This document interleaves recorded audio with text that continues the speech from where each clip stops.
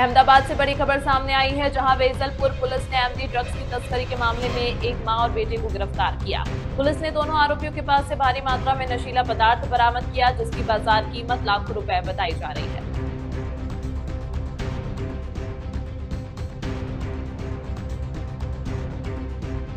Vejalpur police को गुप्त सूचना मिली थी कि एक संदिग्ध रंग की एक्टिवा पर सवार एक महिला और एक युवक सुबह के समय फतवाड़ी लोकड़वाला पार्टी प्लॉट से होटल थर्ड अंबर टावर की ओर एमडी ड्रग्स लेकर जाने वाली हैं।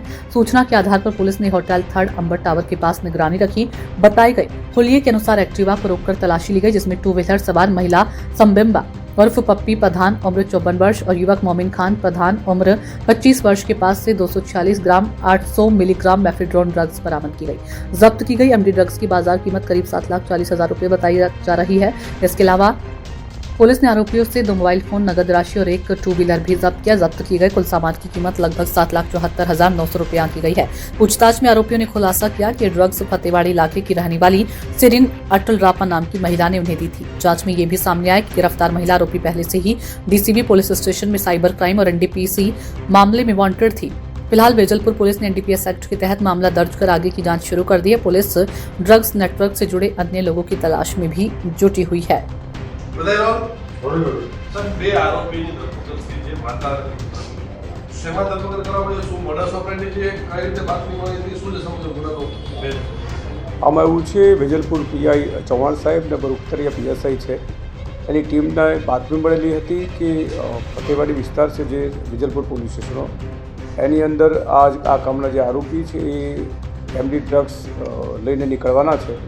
તેની હકીકત આધારે તેઓએ પોતાના સ્ટાફ પંચો સાથે રેડ કરેલી અને એમાં જે મુખ્ય આરોપી છે સમીમ બાનુ ઉર્ફે પપ્પી ફિરોજ ખાન એ અને એનો દીકરો છે મોહસિન ખાન એ બંને રેડ વખતે પકડાયેલા છે।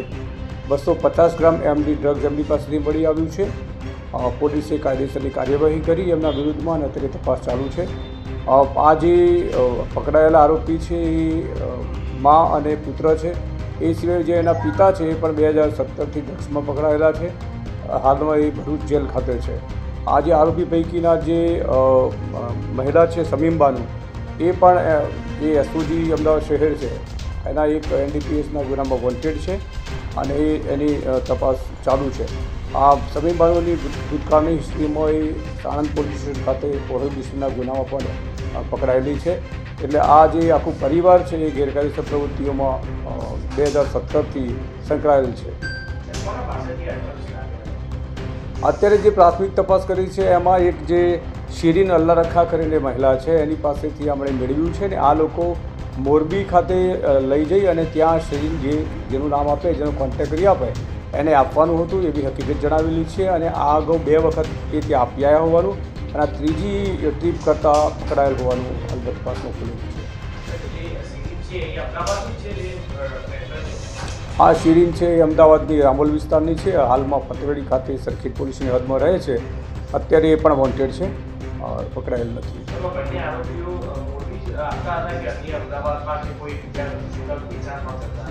ના, આજે છે બંને એક ટ્રીપ ઉપર પૈસા મળતા હતા। એક ટ્રીપ કરે તો 10,000 રૂપિયા જે એને છે એ શિરીને અલ્લા રખાઈને આપતી હતી, એટલે અગાઉ 2 ટ્રીપ કરી આવ્યા છે। આ ત્રીજી ટ્રીપ કરવાના હતા અને પકડી ગયા છે।